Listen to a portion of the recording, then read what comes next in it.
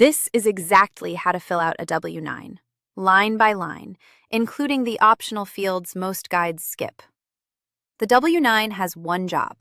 It gives your taxpayer ID number to whoever is paying you. Before we start, have three things ready: your legal name, your address, and your social security number, or your EIN. We're using FormsPal's free online editor.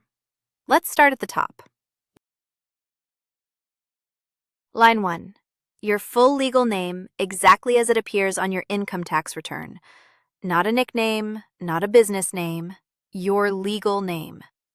This line is required for everyone.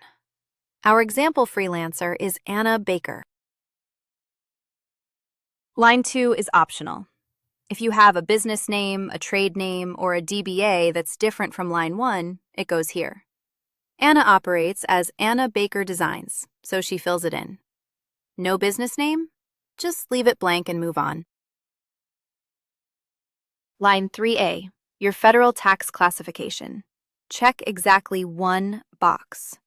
Most freelancers and independent contractors check the first box, individual or sole proprietor.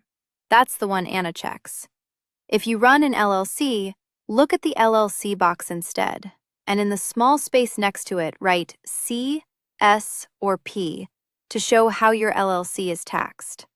One exception worth knowing: a single-member LLC usually still checks the first box, not the LLC box. Line 3B is a special case. It only applies if you checked partnership, trust, or estate, or an LLC taxed as a partnership, and you have foreign partners or owners. For most people, this box stays empty. Line 4, exemptions. Also optional and mostly for businesses. The first space is for an exempt payee code. The second is for a FATCA exemption code. As an individual, you'll almost always leave both blank, and that's completely fine. Line 5, your street address, including any apartment or suite number. This is where your tax documents will be mailed, so make sure it's current. The box on the right, the requester's name and address, is optional. You can note down who asked you for this W-9. That's handy if you send out several a year. Or simply leave it blank. Line 6, your city, your state, and your zip code. Line 7 is optional. If the requester asks you to list account numbers, they go here. Otherwise, skip it. Part 1, your taxpayer identification number. This is the heart of the form, so take it slow. As an individual or sole proprietor, enter your 9-digit social security number, one box at a time. Filling this out for a business instead? Use the employer identification number boxes below. The rule? One or the other. Never both.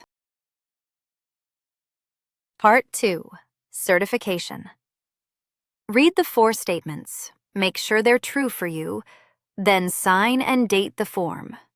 In FormsPal, click the Sign button in the toolbar. You can type your name, draw your signature with your mouse, or upload an image of it. And you're finished. Click Done, then Download my PDF now. Send the completed W-9 to your requester, and remember, it goes to them, not to the IRS. Fill yours out free at FormsPal.com.